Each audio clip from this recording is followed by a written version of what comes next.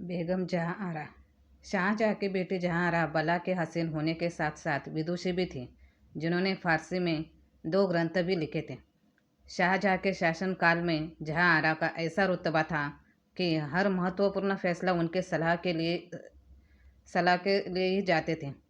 पुरानी दिल्ली का नक्शा जहाँ आरा बेगम ने अपनी देखरेख में बनवाया था।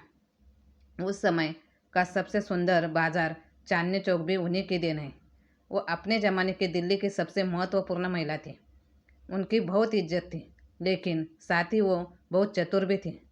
दारा शिकोह और औरंगजेब में दुश्मनी थी। जहाँ आरा ने दारा शिकोह का साथ दिया, लेकिन जब औरंगजेब बादशाह बने तो उन्होंने जहाँ आरा बेगम को ही बादशाह बेगम बनाया।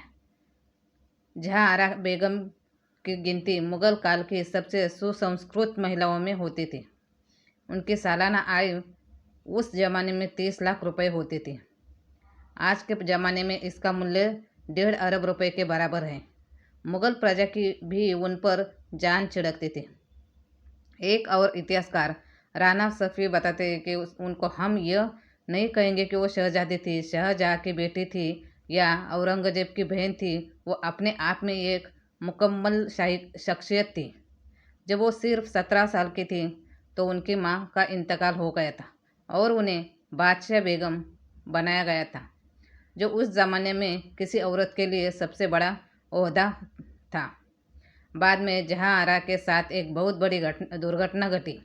जब वो किले के अंदर चहलकदमी कर रही थी तो उनके जामे में गलियारे में रखी मशाल से आग लग गई थी और उन्हें 11 महीनों तक बिस्तर पर रहना पड़ा था।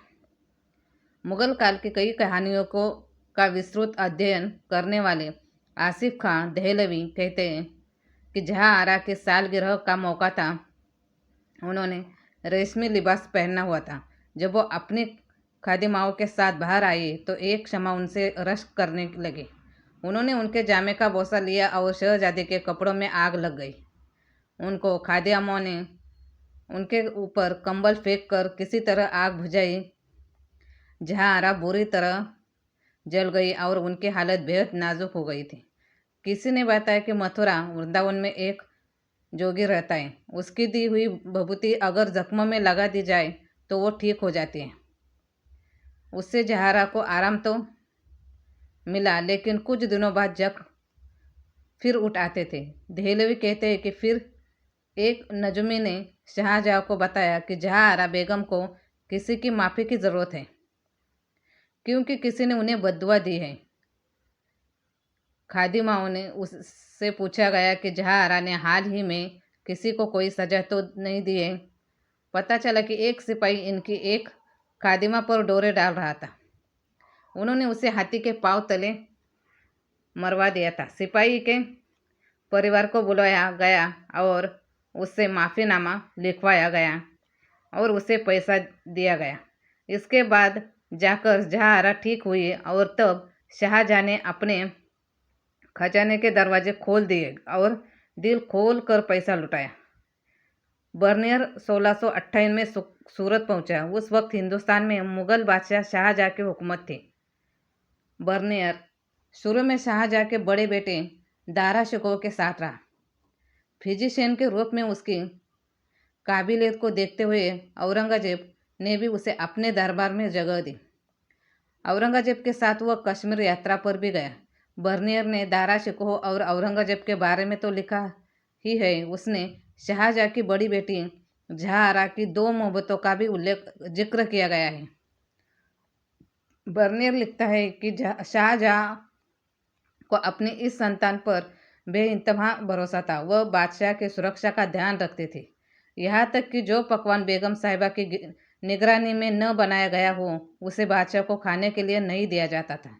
बर्नियर ने जहारा के 2 प्रेम प्रसंगों का भी जिक्र किया गया है।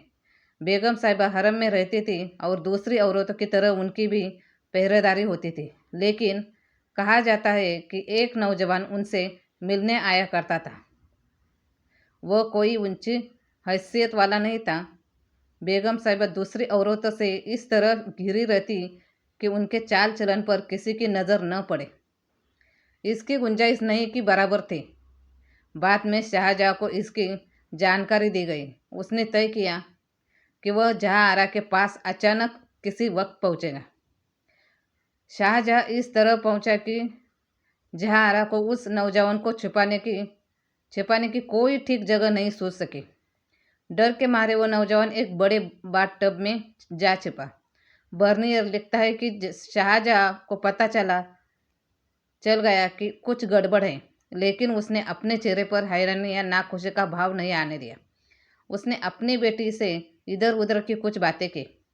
आखिर में उसने कहा कि ऐसा लग रहा है कि जहांआरा ठीक से नहा नहीं रही है और उसका शरीर इसकी गवाही दे रहा है। बेहतर होगा कि वह नहा ले। इसके बाद उसने किन्नरों से कहा कि पानी गर्म करने के लिए मेटल से बने उस बाथटब के नीचे आग जला दे। किन्नरों का आदेश दिया गया कि वे आग तब तक न बुझाएं जब तक कि वह नौजवान मर न जाए। कुछ समय बाद जहांआरा का एक और प्रेम संबंध बना, लेकिन उसका भी दुखद अंत हुआ। उसने खान ए सामान के ओहदे के लिए एक फारसी शख्स नज़र खान को चुना। नज़र खान नौजवान था, ऊंचे खानदान का था, काफ़ी जोशीला था और पूरे दरबार का चहेता था। मुगलों के दौर में सरकारी फर्नीचर और शाही परिवार के दूसरे सामान के साथ संभाल का जिम्मा खान ए सामान के पास होता था।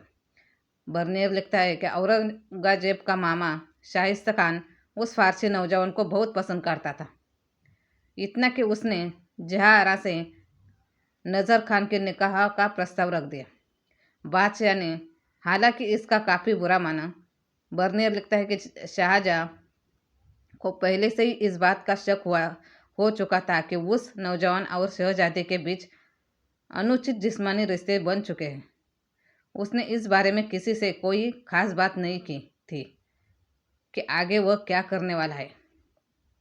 बादशाह ने पूरे दरबार के सामने उस नौजवान को पान का बीड़ा दिया। बादशाह के हाथ से पान का बीड़ा मिलने का मतलब यह माना जाता था कि बादशाह उस व्यक्ति को बहुत पसंद करते हैं। उस नौजवान ने पान का बीड़ा मुंह में रख लिया। उस आशिक को बिल्कुल भी अंदाज़ा नहीं था कि बादशाह ने मुस्कुराते हुए उसे जो बीड़ा थमाया था उसमें जहर था। बर्लिन लिखता है कि अपने बेहतर दिनों के सपनों में डूबा वह नौजवान महल से निकला और अपनी पालकी पर सवार हो गया, लेकिन जहर अपना काम कर रहा था। अपने घर पहुंचने से पहले ही वह नौजवान मर गया। शाहजहां औरंगाबाद के साथ थे और उन्हें दारा शिकोह से बहुत रंजिश थी। शाहजहां लड़ाई में औरंगजेब का साथ दे रहे थे और जहांआरा दारा शिकोह के साथ थे, इसलिए उन्होंने गलत तरह की अफवाहें फैलाई। बहुत पहले से ये परंपरा चली आ रही है कि अगर आपको किसी औरत को नीचा दिखाना हो तो उसके चरित्र पर कीचड़ उछाल दीजिए। जहांआरा ताउम्र कुमारी रही, इसके पीछे भी कई तर्क दिए जाते हैं। धन्यवाद।